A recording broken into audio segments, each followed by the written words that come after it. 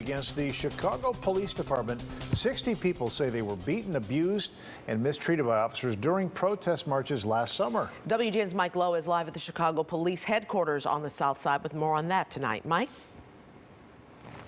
Micah and Ray, good evening to both of you. Dozens of people have filed this federal lawsuit against 20 Chicago police officers and their boss, Superintendent David Brown, alleging flagrant abuses and gross misconduct during those racial justice protests last summer. During a violent clash between Chicago police and protesters at the Columbus statue downtown last July, a portion of this incident was captured on camera. 18-year-old activist Miracle Boyd exchanges words with a Chicago cop who appears to knock the phone from Boyd's hand in one video.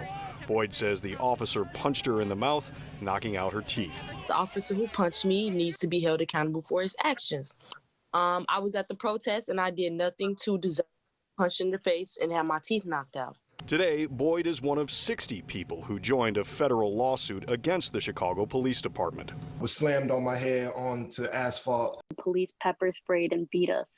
This lawsuit is really important for us as a tool of trying to hold Chicago Police Department accountable. The more than 200-page lawsuit states that the Chicago police used, quote, brutal, violent, and unconstitutional tactics with the intent to injure, silence, and intimidate protesters with unlawful, retaliatory, and lethal force. This lawsuit is historic, and it's historic because of the scale of the harm. Attorney Sheila Betty of the Northwestern University Pritzker School of Law says the lawsuit names 20 individual Chicago police officers and Superintendent David Brown. So not only will this lawsuit demand accountability from the individual officers who engaged in such violence and brutality, but it also will demand accountability from the city of Chicago and the superintendent himself.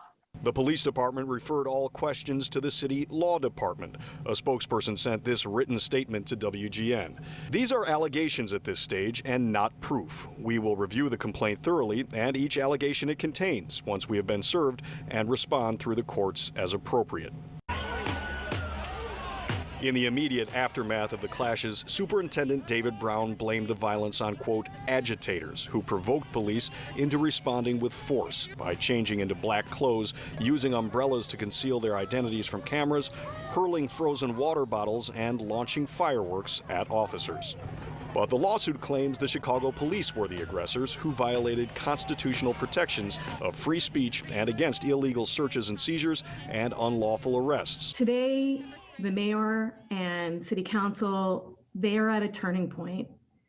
They can decide whether they are going to defend the indefensible that is part of this lawsuit, or they can decide that they want to turn the page and start on a new path forward. And the Civilian Office of Police Accountability received some 500 complaints against police related to these protests.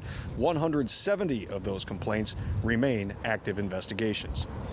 Reporting live tonight outside of the Chicago Police Headquarters building on the South Side, Mike Lowe, WGN News. All right, Mike, well ahead. The teen accused of killing